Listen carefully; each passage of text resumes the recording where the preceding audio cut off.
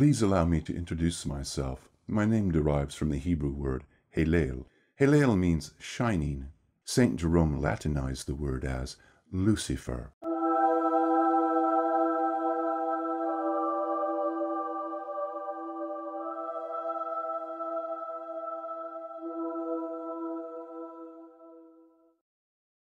Welcome. People new to our videos might want to check out our chat, What is the Lucifer series? Therein you might determine if you are at home with a video thread that does not always take itself half so seriously as our detractors take us. We are a lot more serious about what we are getting at than we are about ourselves. Hello. Don't worry, I don't take deluded scum liberals like you guys seriously at all. What a relief to be taken seriously by someone who wants to kill the President of the United States.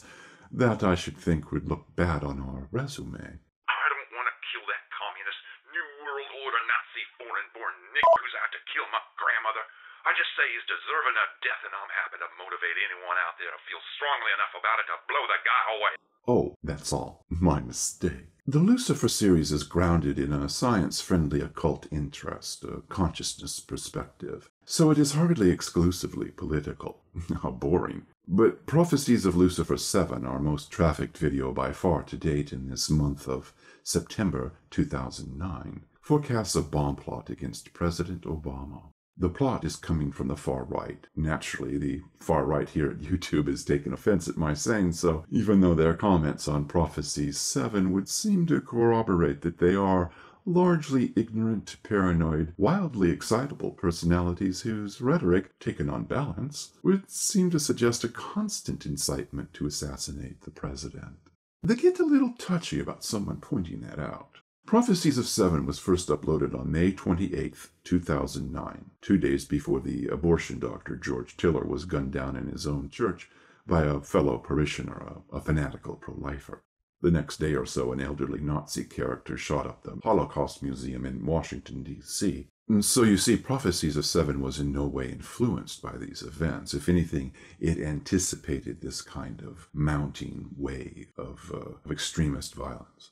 Prophecies of 7 was also months in advance of Timothy McVeigh sorts of personalities showing up outside town halls with their guns, holding signs up about how the tree of liberty must be watered with the blood of tyrants. Prophecies of 7 also maintained that the state of Georgia would be central to the bomb plot against the president.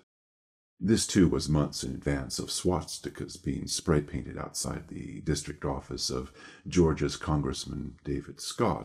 The would-be bomber was most definitely in Georgia this summer, and may still be there. The people who spray-painted Representative Scott's sign may be in some way connected to the bomber.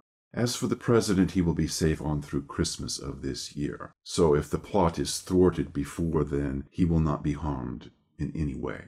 Now, what I would like to talk about today is, what if this psychopath succeeds? What will be the social and political aftermath? Well, riots will be sparked the same as was in the case following the assassination of Martin Luther King. In the months following the assassination, there will be lawsuits waged against right-wing news outlets and many authors of anti-Obama hate sites on the web. Incitement will be alleged against these defendants. There will also be counter-assassination by far-left militant groups. One ultra-conservative media talk personality will eventually be murdered, for which the Lucifer series takes no satisfaction at all. And finally, several right-wing militias will at last have their much-longed-for showdown with the federal government. This will last Andy Warhol's proverbial 15 minutes. 3 guesses who will lose.